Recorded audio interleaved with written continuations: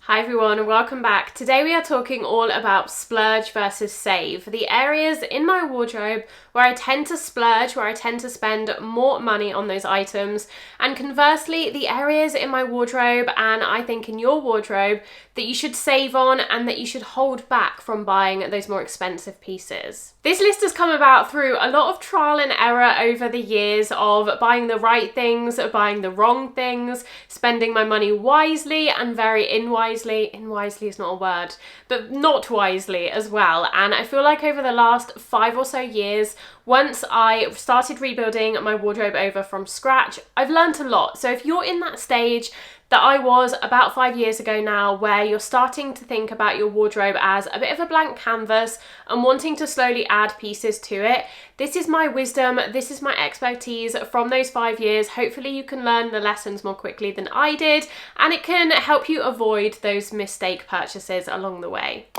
I'm also going to show you some of my favourite new releases in each category. So if you are looking for inspiration for items in each category that you might want to add if you are looking for a certain piece for your spring-summer wardrobe this year, then there will be some inspiration on the screen as well. Okay, the first item in my category that I will always splurge on, I will always spend a little bit more, is a leather bag. And this is the number one item that I would splurge on. If I only had the budget to splurge once and I was going to buy more inexpensively everywhere else, it would definitely be in the bag. And specifically when we're talking about spring, summer, we're talking about a leather bag, and I would say like a lighter coloured bag. So if you're someone who likes to wear a black bag in the winter time, I would encourage you to perhaps think about adding either like a tan brown or a lighter coloured neutral, something like an ecru, a beige, a tan brown, a taupey colour if you prefer cool tones, or even better, if you can stretch to a colour, a bright pop of colour in your bag. I feel like this is going to so elevate spring summer outfits, and it's one of those pieces that will be with you for a lifetime as well. In my opinion, there are a few different ways to go about this. You know, if you watch any of my videos, I'm a big fan of a mid-range luxury bag. These bags that are not cheap, they're not low quality, they're not fast fashion, but they aren't the designer brands either. So for example, I recently treated myself to the APC bag in pink, and there will be a full review of this bag coming. But for now, I just want to use it as an example in this category. This is a great example of like a mid-range luxury bag, something that is, you know, more expensive. I'm trying to avoid saying the word investment because I know people don't like when we call, you know, purchases for our wardrobe investments, because they don't generally have a financial return, but I see them as investments in your confidence, in your wardrobe, in your personal style. But anyway, we won't go there. For now, I'm going to say they are more expensive items, more premium items, items that you might have to save for a number of months before making a purchase. And honestly, I always think a leather bag, whether it is in a colour like this, or if you're looking for more of like a mid-range bag that is neutral but not black, because I really do think that a black bag can drag a spring-summer outfit down. I do feel like it can be incredibly chic if that's your style, to wear predominantly black and white and things like that. But if not, and you want something to match with maybe more spring-like tones, florals, patterns, colours, then a tan brown is really beautiful as well. This is a great example of a mid-range luxury bag that is less than $300, I think, so not huge expense, but something that is again going to last and just patina and wear so beautifully because of the materials it's made of. Now, the second way you can go about this, if you are more of a designer lover rather than a mid-range lover, you can definitely invest in a premium designer bag, one bag that is really going to be the star of the show when it comes to your wardrobe. I'm generally pretty picky when it comes to designer items. There's only a handful of designers that I truly love. Typically, they're mostly Parisian, like Chloe and Celine. And I have bought a couple of Celine bags over the years, and this one is a great example of a springtime bag that just adds so much colour to an outfit, and something that was definitely a more expensive item, however, an incredible deal at the same time. So personally, my advice is if you are a more luxury lover, a designer lover, and you want to add a pop of colour to your bag wardrobe, or even like a tan brown bag, go designer, but go secondhand, go pre-loved, because you can save so much money. And I'm honestly never going to recommend buying designer bags firsthand, retail, because I just think the markup is so insane. It is way too expensive for what they are, and as beautiful as bags like this are, they are not worth the full retail price. However, the good news is there are so many on the secondhand market that you can get an incredible steal, an amazing deal for a fraction of the retail cost for something that is basically unworn and brand new. Now, if you are going to go pre-loved for your spring bag purchase, then you might be thinking about authentication and how you ensure that something pre-loved from Vinted, from Vestiaire, from eBay, wherever it is 100% authentic. And that's where I always recommend Legit Grails, who are the sponsor of today's video. Legit Grails are an online authentication service who not only specialize in authenticating designer handbags, but they actually also authenticate a wide range of products. So if you're looking at designer shoes, jewelry, watches, even beauty products and perfume, you can get them authenticated through Legit Grails. I love them because it's 100% online, it is super easy to use, and it is incredibly speedy and reliable as well. So you can actually choose how quickly you want your result back. You can get your result back in as little as 30 minutes. And I say this, I find this really important because if you're looking at designer goods, you're looking at premium goods on a pre-loved site like Vestiaire, like Vinted, if you're looking at something like I was when I bought this, that is a particularly good deal, that is way reduced compared to other bags of a similar design style on the market, on the pre-loved market, then you need to be quick. You know this, if you've done any secondhand shopping, you need to be really speedy because things can sell like that, especially if it is a really good deal. So with Legit Grails, if you want to get it authenticated before you even make the purchase, you can do that in as little as 30 minutes. So you can send off all of the pictures from the listing to Legit Grails on their online platform.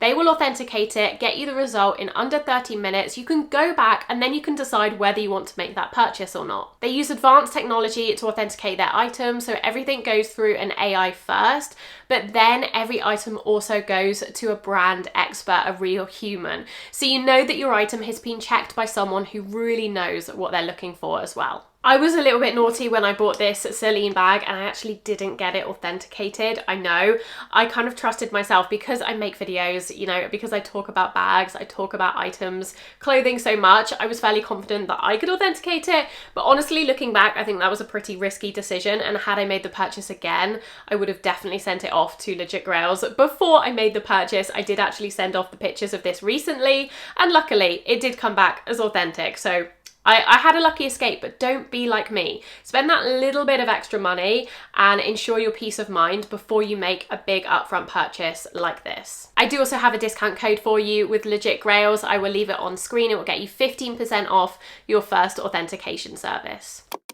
Okay, let's move on to the next category, and this is one where I would save my money and I would go for the less expensive option, and this is actually also a bag.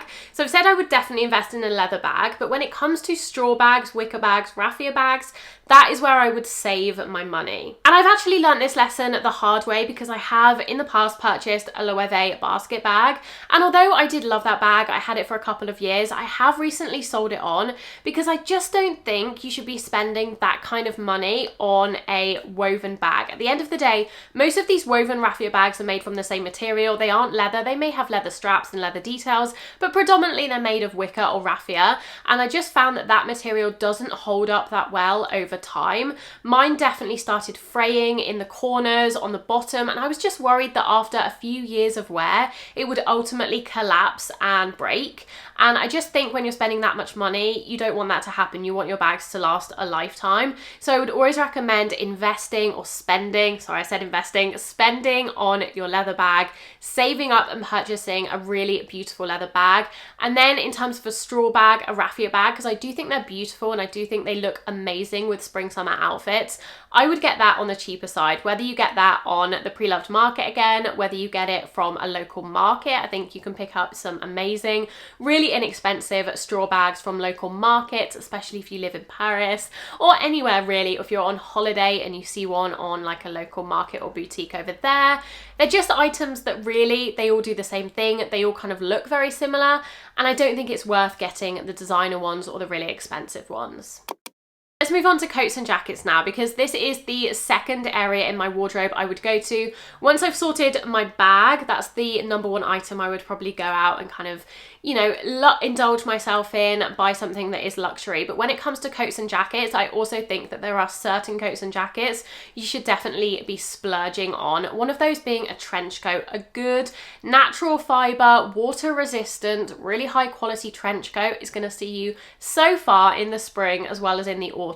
Now, I have to caveat that this probably does depend on where you live. I can only speak from my experience as someone living in the UK who gets an extreme amount of wear out of their coats and jackets, especially transitional coats like trench coats, like barn jackets, utility jackets, things like that, which are so good for a huge proportion of the year.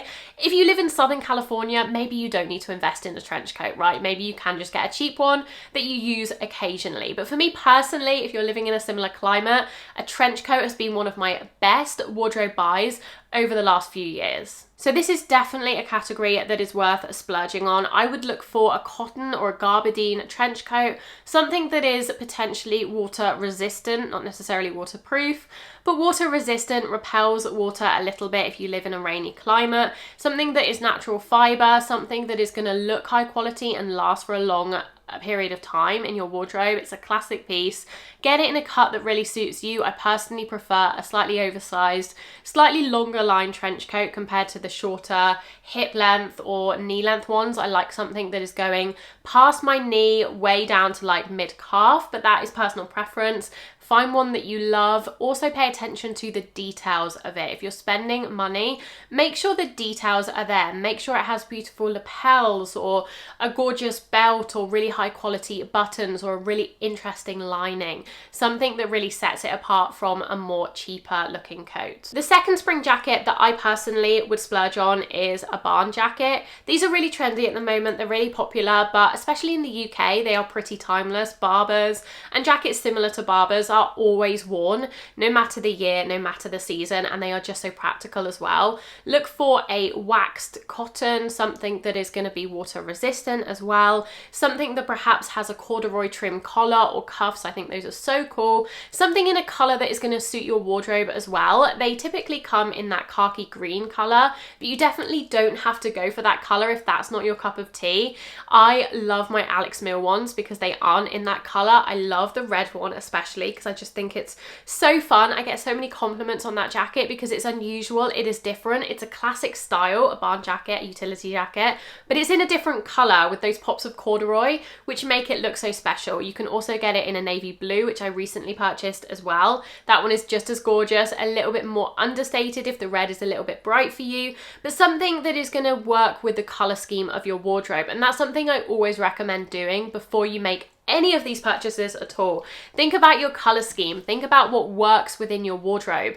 Don't just go out and buy a green or khaki Barber jacket because that's what everyone has. If you never wear that color, or if that color doesn't look right with the rest of your wardrobe, go for something in a color that does, that suits your wardrobe, that suits your style, and you're going to get so much more wear out of it. The final jacket category I wanted to talk about in this video are quilted jackets, because these are also very much having a moment. Currently in 2025, for the last year or so, I feel like I've been seeing quilted jackets, floral jackets, those padded jackets absolutely everywhere. And I have to say, although I've bought a couple of fairly expensive quilted jackets myself, I do think if I'm being reasonable, if I'm being objective, this is an area that I would probably save on. And there's a few different reasons for that. Firstly, they are trendy, and I do worry that a lot of people are going to get tired of this style quite quickly, unless you have a very boho style, which I kind of do. So that's why I've spent a little bit more on mine, because they are very in line with my own personal aesthetic. However, If you're just buying it because it's trendy at the moment, but you don't really have that boho, floral, feminine Parisian style that they are very accustomed to, then you might find after a couple of years when the trend has been and gone that you tire of it, that you don't feel like reaching for it anymore, compared to something like a trench coat, which I feel like is always going to be so classic and always going to be something that you're going to want to wear. So I would probably save on the quilted coat. And I will say I have seen so many of these on Vinted because they've been popular for the last year or so, because they are quite bold, because they are quite a statement. I feel like people will buy them, they never end up wearing them, then they just want to get rid of them and sell them. So definitely have a look secondhand if you're wanting one of these, because I would still go for something that's 100% cotton, that is natural fibers, but I would be wary of spending too much, especially if you're buying retail. Go for something secondhand or go for something a little bit less expensive, because there are so many brands doing these right now that you don't need to go for the top end ones. Okay, let's move on to the next category, and we're going to talk about the more clothing pieces, dresses, tops, skirts, trousers, that kind of thing. Dresses are the first category, and this is one that I couldn't quite decide, because personally I find myself splurging on some dresses and saving on some. And I do think if you're quite a dress wearer like I am, especially in the spring summer, I love a dress. I am always in a dress in the spring summer. It's my number one go-to outfit. A dress, sandals, and a nice bag is my favorite outfit in the summer. So I do have quite a collection of dresses. I do wear them regularly, much more in the spring summer than in the autumn winter. So I tend to splurge on a few, just like a couple of really special ones, and then I save and get a few more everyday cheaper ones that I can wear at home, running errands, that I'm not so precious about, because I do think you need that mixture of dresses in your wardrobe, especially if you wear them very regularly. So I would say splurge on one, maybe two beautiful ones. There are so many gorgeous dresses out at the moment. Have a look at Christy Dawn. Oh my gosh, their new collection. Speechless, absolutely speechless. This dress in particular is on its way to me. I've bought it. It's not being shipped out until March, but it is so gorgeous. This is a splurge item for sure. This is expensive, but I'm only probably going to buy one of these this year, maybe two if I decide I want the Emma as well. But the rest of my dresses are going to be much less expensive, much less precious. I'm not going to worry so much about wearing them around the house.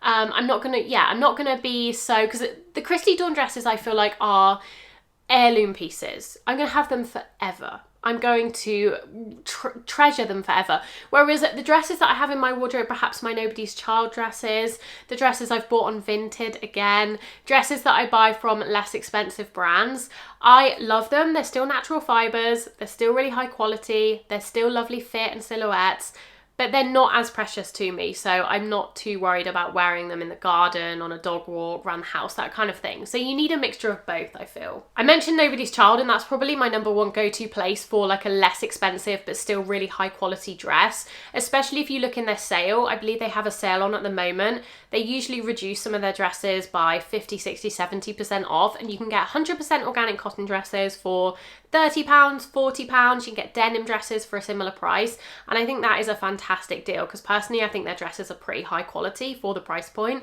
So I definitely recommend looking there for the save dresses, the less expensive ones. Next item I want to talk about in your spring wardrobe are jeans. And jeans is something that I wear all the time, all year round. I wear them more in autumn, winter, but I still definitely reach for them in spring and summer, especially in the UK, right? You can't wear a dress every day. Now jeans, up until about a year ago, I probably would have put jeans in the save category, because the thing is with jeans, right, they're all made of the same material. Whether you buy a pair of jeans from Zara or you buy them from Acne, they're all basically made of cotton, maybe with 1 or 2% elastane. They're all in very similar colours, fits, cuts. You can get a barrel leg jean in Zara, you can get a barrel leg jean in Celine. Do you know what I mean? So up until about a year ago, I would have said save your money, get cheaper jeans, just find a fit you like. However, I do think it depends on your body type and how easy you find jean shopping, because jean shopping is probably the hardest kind of shopping. At least it is for me. I feel like for a lot of women, jean shopping is the one they dread the most, the one they have the most struggles with, the one they're always on a never-ending quest to find the perfect fitting pair of jeans and never actually quite getting there. So sometimes I do feel like if you find an expensive jean that fits really perfectly, it is probably worth spending a little bit more on. And that's what happened to me about a year ago. I discovered frame denim, and I'd always heard of them, but I'd always thought that is way too much to spend on a pair of jeans. they're the same color, cut, material composition as the jeans at Levi's or even Zara. Why would I spend that much more on them?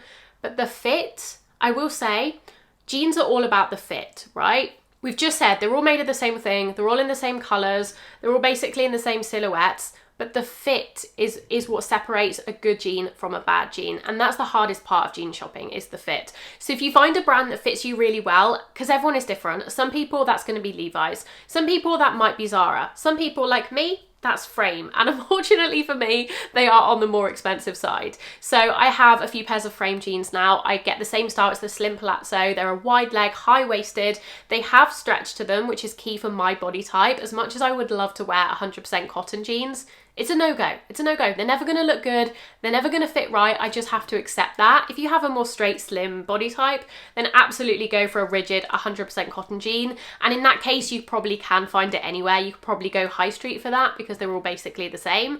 However, if you have a body type where you struggle to find denim that fits you, if you're like me, you've got really wide hips but a smaller waist, go for a brand that suits that, maybe with a brand with 1 to 2% elastane as well. And for me, the Frame Slim Palazzo ones were a complete game changer, and I honestly don't think I'm ever going to buy a jean from another brand again. It really is going to have to be good for me to purchase a jean other than the Frame ones now, because they fit so well.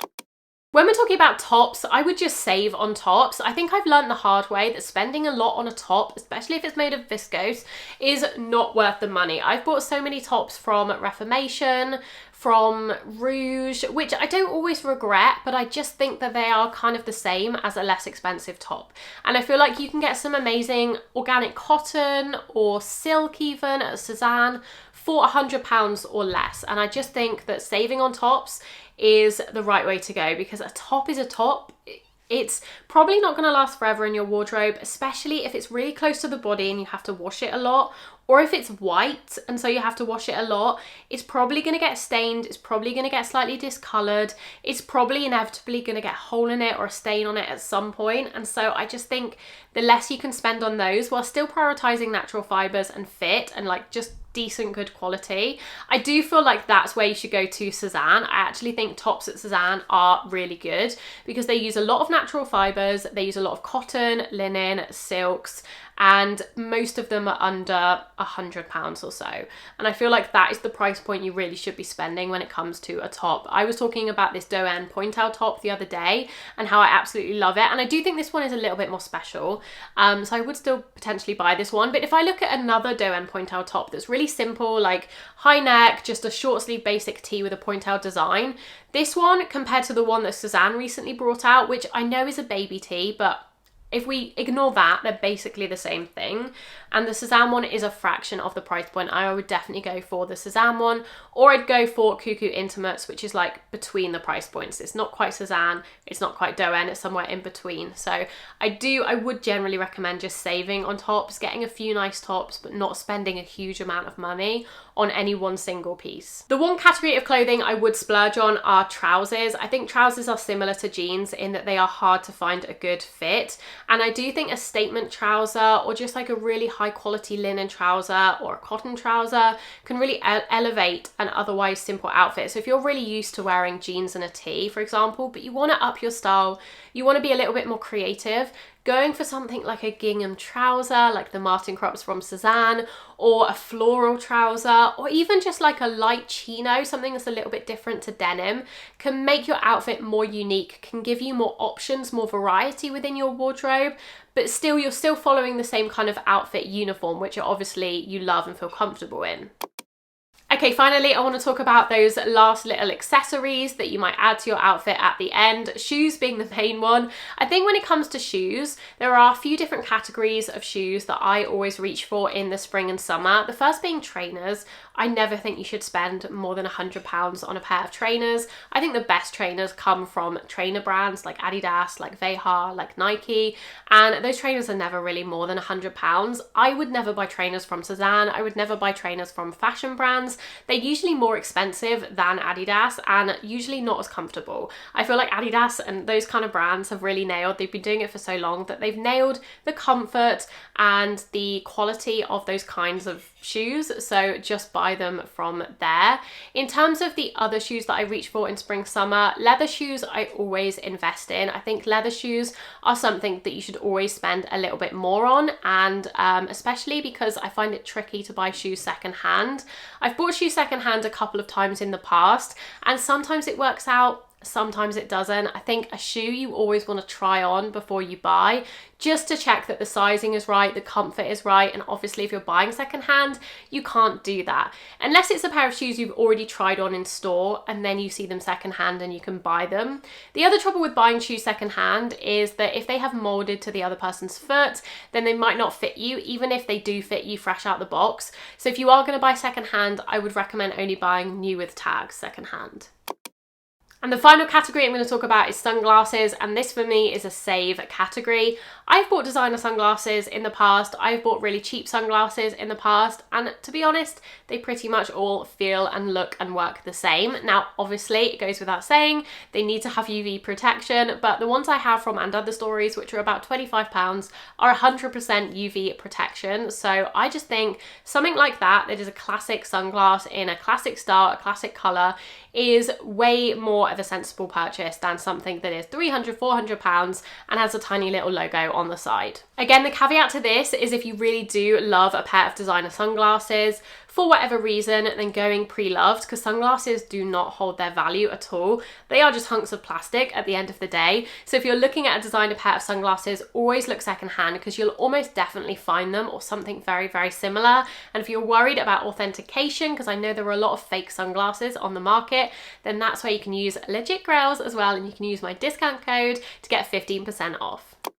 Thank you so much for watching today's video. Let me know what you thought of my list. Do you agree? Do you disagree? Where do you spend in your wardrobe? Which categories, and where do you hold back and save? I'd love to know. Thank you once again to Legit Grails for sponsoring this video. I will leave that promo code on screen as well as in the description box down below, where you can get 15% off your authentication. I will also leave some videos on screen if you're not done watching yet. Otherwise, I hope you're all doing really well, and I will see you very soon in my next video.